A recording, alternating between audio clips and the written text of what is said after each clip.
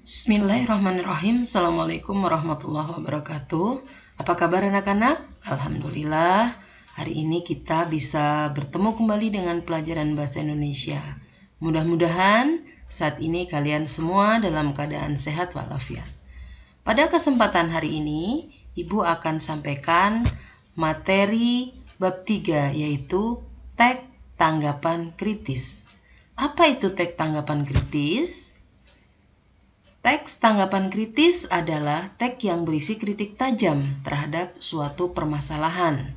Biasanya ini dilontarkan ketika ada seseorang yang menyampaikan sebuah opini atau pendapat, baik itu secara lisan maupun tulisan, yang sekiranya di situ mengundang kontroversial. Nah, biasanya seseorang akan menulis sebuah tanggapan. Nah, tulisan tersebut dikatakan sebagai teks tanggapan kritis. Ciri daripada teks tanggapan kritis adalah yang pertama, memuat tanggapan terhadap fenomena yang terjadi di sekitar dengan disertai fakta dan alasan. Ingat, di sini karena termasuk jenis karangan ilmiah, maka otomatis teks tanggapan kritis harus disertai dengan data dan fakta. Alasan atau argumen pun harus kuat, sehingga ketika kita menanggapi tanggapan kritis atau ketika kita menanggapi permasalahan yang disampaikan oleh orang lain, kita tidak asal-asalan memberikan tanggapan. Kemudian yang selanjutnya yaitu mempunyai 4 struktur. Ada orientasi, evaluasi, tafsiran, dan kesimpulan. Dan yang ketiga, mengandung kaidah kebahasaan atau ciri kebahasaan yang dimiliki teks tanggapan kritis. Selanjutnya, fungsi daripada teks tanggapan kritis adalah dalam konteks sosial di sini berfungsi sebagai kepedulian kita terhadap lingkungan dan menanggapi kebiasaan secara kritis permasalahan di sekitar tempat tinggal kita. Yang selanjutnya yaitu tujuan daripada dibuatnya teks tanggapan kritis, yakni untuk memilih salah satu pernyataan karena pada teks tanggapan kritis berisi alasan yang mendukung dan yang menolak suatu pendapat. Jadi, ketika kita membuat sebuah teks tanggapan kritis, di situ alasan-alasannya yang dikemukakan harus kuat. Alasan kenapa kita mendukung pendapat orang tersebut ataupun kenapa kita menolak pendapat orang tersebut.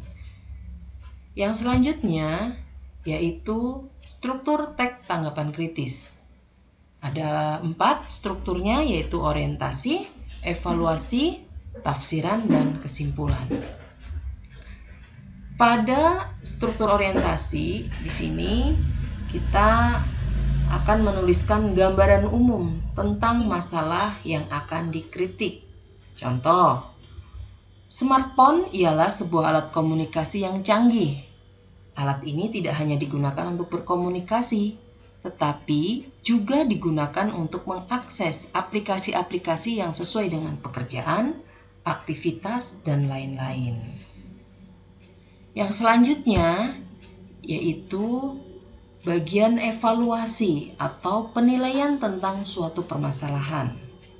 Contohnya, canggihnya smartphone membuat para remaja juga turut andil untuk menggunakannya. Menurut mereka, smartphone ialah kehidupan mereka. Alat canggih ini sudah seakan-akan tidak bisa hilang dari kehidupan mereka.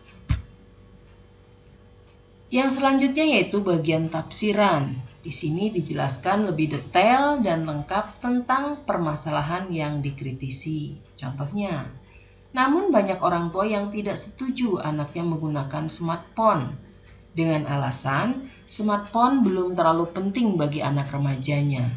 Juga, smartphone dianggap membawa dampak negatif bagi remaja karena smartphone bisa digunakan untuk melihat situs-situs dewasa.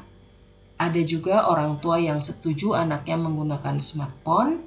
Dengan smartphone bisa digunakan untuk mengakses aplikasi atau web yang berbau pembelajaran.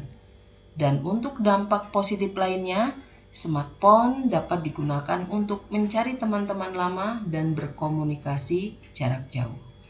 Kalian di sini bisa melihat ada dua permasalahan atau dua pendapat yang diungkapkan. Yang pertama adalah pendapat yang kontra terhadap kehadiran smartphone, dan yang kedua adalah pendapat yang setuju atau yang pro terhadap adanya smartphone. Itu semua ada pada bagian tafsiran. Dan yang terakhir adalah kesimpulan. Nah, di sini disimpulkan mengenai masalah yang dijadikan sebagai bahan kritikan. Contohnya, hadirnya smartphone bisa memberi dampak positif dan juga dampak negatif bagi penggunanya. Maka, bijaklah dalam menggunakan smartphone supaya kita bisa mengambil manfaatnya. Bagi pengguna yang masih di bawah umur, alangkah lebih baiknya jika orang tuanya memantau dengan memberikan batasan-batasan pada aplikasi mana saja yang boleh dibuka. Itu saja yang bisa Ibu sampaikan. Mudah-mudahan kalian bisa memahami ya, dan nanti di lain waktu kalian bisa mencoba untuk membuat tulisan yang berisi tentang kritikan terhadap sebuah permasalahan. Itu saja. Billahi taufik wal hidayah. Assalamualaikum warahmatullahi wabarakatuh.